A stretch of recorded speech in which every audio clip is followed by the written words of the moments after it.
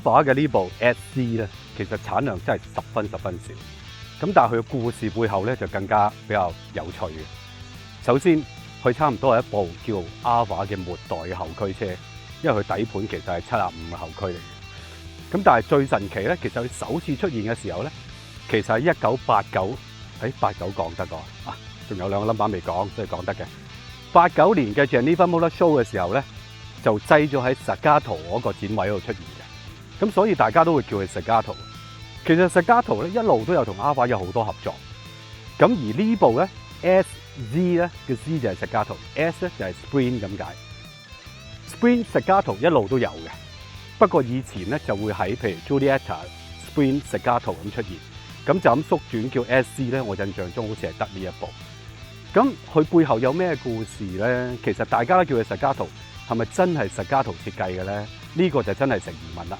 因為好多資料都講咧，其實呢架車咧係本身 Alfa 自己內部設計，而我個設計師亦都好出名嘅。不過我唔會讀佢嘅名，因為法國人我唔識讀。咁大家睇字啦嚇。呢位仁兄咧就相當出名嘅，因為佢喺雪鐵龍嘅時候設計過 DS， 亦都設計過 SM， 咁佢算係嗰個年代都相當著名嘅設計師嚟嘅。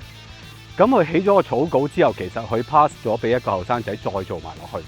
咁成個過程Zagato真係有參與嘅，但係唔知點解咧，最終好似成個功勞都俾晒Zagato咁啦。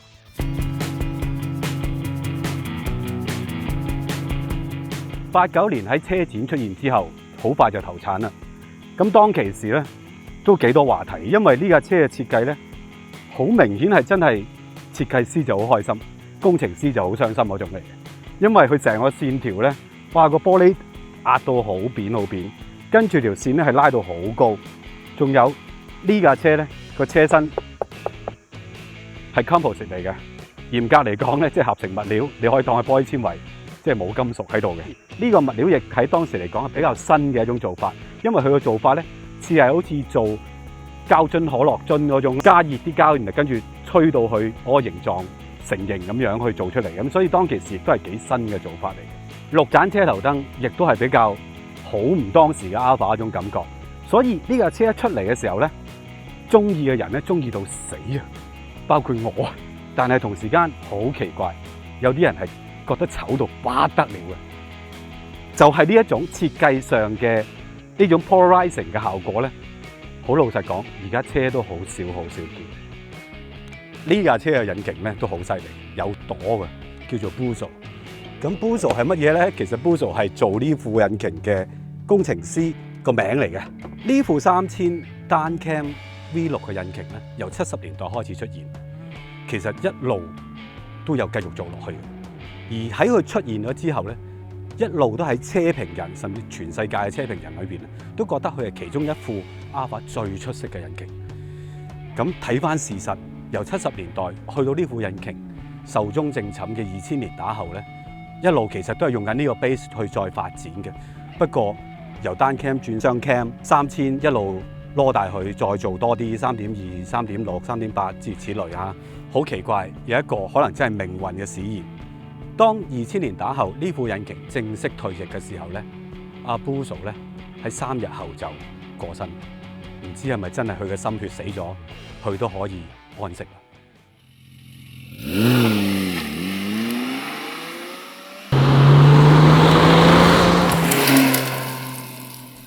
其實呢架 SC 咧，嗰個底盤咧就係 Alfa 75，亦都可以算係 Alfa後驅車差唔多係臨尾嗰幾款噶啦。所以如果你認真裝下呢架 SC 嘅車尾咧，你會發覺佢個車尾其實都仲係用緊迪蒂安嘅懸掛嘅，即係而家基本上車都唔用噶啦。咁另外咧就係佢呢個5前束波箱咧，其實係擠咗喺車尾嘅，呢個亦都係75嗰個結構嚟嘅。不過喺 Alfa 要做呢部車嘅時候咧，其實佢唔係想就咁換咗個殼，變咗另外一款嘅75就算嘅。所以佢呢副嘅 Busso engine 咧都 tune 大咗嘅。喺同期其實你差唔多係164，如果大家仲記得嘅話 ，Alfa 係164都係用呢一副嘅 V6 引擎嘅。但係呢副 V6 咧就 tune 到係210匹嘅，0至100咧7秒都幾快嘅。咁極速240幾嘅都幾驚人嘅。佢個底盤咧，其實特別喺懸掛拍啊，係經過 Fiat Alfa 嘅賽車部嘅工程師主管咧，係參與做落去嘅。咁所以當其時咧，佢哋就決定將75 Group A 呢個賽車嘅某啲元素咧，特別係頭擔嗰個元素咧，就擠咗入嚟。普通嘅75咧，其實頭擔係用 torsion bar 嘅，賽車咧就唔用 torsion bar 嘅。咁佢直接咧就將 Group A 嗰組套筒式嘅彈簧同吸震筒咧，就搬咗入嚟用。而剛才講到迪蒂安嗰個後懸掛咧，而家好少人用。咁但係佢真係有個優點，佢成個嗰個 ride height 就好低嘅。咁同埋佢可以控制住嗰個車身嗰個 body roll 嗰個幅度咧，係控制得好嘅。咁所以呢架車咧，其實佢哋都好滿意嘅後續原本嗰個設計。其實佢上呢一部係一部真係好特別嘅跑車，又跑得又靚嘅。咁所以佢哋喺做呢架車嘅時候，連胎都有特別嘅講究。我記得當其時佢哋係用 P0 嘅，咁特別胎廠要同佢做一條胎咧，就係應付佢咁高速嘅轉彎嘅。車廠講佢嘅宣傳片講嗱，大家值得睇個宣傳片啊，相當70年代浪漫主義嘅，話你聽。呢架車咧係可以抵受到1 G 嘅橫向加速力嘅，咁喺當時嚟講係好犀利嘅。咁有啲私人嘅測試咧，仲去到1.4 G 嘅。哇，1點幾 G 其實喺當其時嚟講都唔係普通平民車做得到，超級跑車都未必做得到。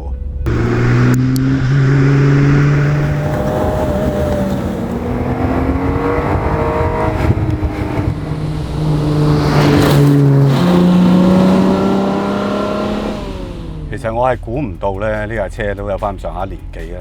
呢副 V6 計都仲係相當精神爽利，即係你就算200一匹喺今時今日，當然唔係啲咩嘢嚟㗎啦。但係呢200一匹啊，真係幾鬼足情嘅。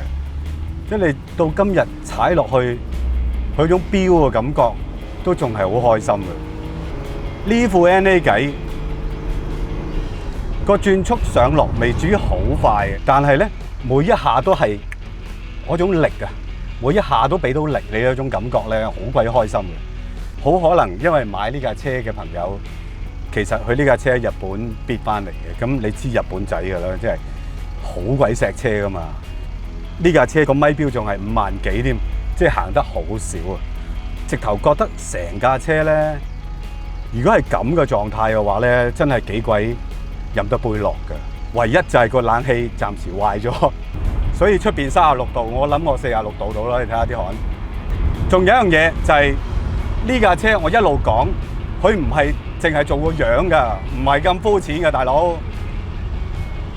佢呢架車係擠過入去風洞嗰度做測試，所以佢成個風阻咧喺當其時嚟講做出嘅咧係0.3，0.3喺80年代尾、90年代頭都係相當低嘅數字啦。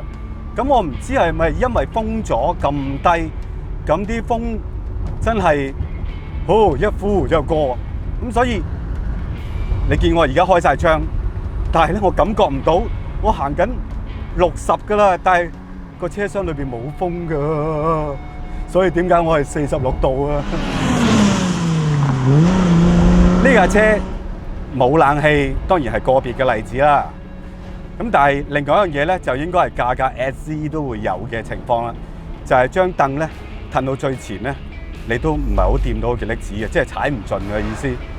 我唔算特別矮嘅，但係當然都唔係特別高啦。但係意大利人係咪真係高得咁緊要嘅咧？我要攣住個腰椎先至踩到個極力子。咁長時間咁樣揸法嘅話咧，其實個尾龍骨個釘嗰度就會幾辛苦嘅。長時間咁樣吊極力子法，踩唔盡咁樣咧，個極力子亦都比較容易燒嘅。仲有呢架車其實係有風油軚嘅，不過咧我第一下跳落架車一揸，我覺得哇，佢個風油軚都相當慳家喎。即係佢幫你嘅力咧，其實唔係幫得好多嘅，但係我中意喎，就係有翻啲重量同有翻啲質感喎。即係你慢車嘅時候，佢都係有啲重嘅，咁快車嘅時候又輕翻，快慢慢輕輕重重，即係呢種咪就係以前揸呢啲車應該有嗰啲感覺咯。當然你話冇風油軚咪更加妙，咁睇下真係咩車嘅啫，好老實。你真係喺架 S Class 嗰度冇理由冇風油軚噶嘛。咁呢架其實你望落嘅車係好短、好細，個重量其實都唔係好重嘅。咁所以就算個風油軚嗰個助力唔係真係咁大咧，其實都問題不大。反而俾翻啲美妙少少嘅、精緻少少嘅軚感俾你，我覺得咁樣仲可取。Alfa 呢部 SE 咧，其實個產量真係好少，1000部多少少，全部都左軚。近排有個拍賣網站咧，其實都有賣呢一部喺英國，標價就係4萬至5萬磅到。咁喺呢個年份係咁罕有嘅車，仲有名師設計實加圖咁嘅設計嚟講咧，其實算係幾平嘅。咁點解會哇好似幾抵買咁咧？其實 Alfa 遇到個問題，特別啲舊車咧，就係同香港玩開舊車嘅人講 Alfa 一樣，就係又愛又恨，好中意 Alfa。樣又靚又好揸，但係佢嘅舊車嘅 support 零件啊、維修啊，的而且確係幾頭痛嘅。我諗連鬼佬都有啲頭痛。咁所以咧，佢喺舊車嗰個 market 而家炒到起冚冚嘅時候咧，反而佢仲係一個比較合理少少嘅一個價錢。講翻呢部車樣靚，我就覺得真係冇得頂㗎啦。揸起上嚟咧，我發覺佢用一個比較古董啲嘅後懸掛設計之後咧，我反而覺得佢啲動態係你揾唔翻喎。而家你而家係咁樣，哇，好似留住去，但係又穩嘅喎，又有 grip 嘅喎。就算個路面有凹凸咧，你都唔會令到架車哇咁走嚟走去。個尾雖然佢係後驅，又唔會話成日都走。咁當然我又未至於試得好誇張，始終都係咁罕有嘅車。咁但係我喺 YouTube 見人哋嗰啲咧，哇甩晒尾啊，響晒胎啊，哇好似好開心。佢揸嘅感覺咧，唔單止豐富啊，仲好似千層糕咁一層一層嘅，就好似慢慢可以掘下再掘多啲。呢啲就係好多人中意 Alfa 嘅原因。你諗下，個樣又靚爆鏡，又咁有內涵，揀老婆真係要揀呢啲嘅。不過都係整咗個冷氣先。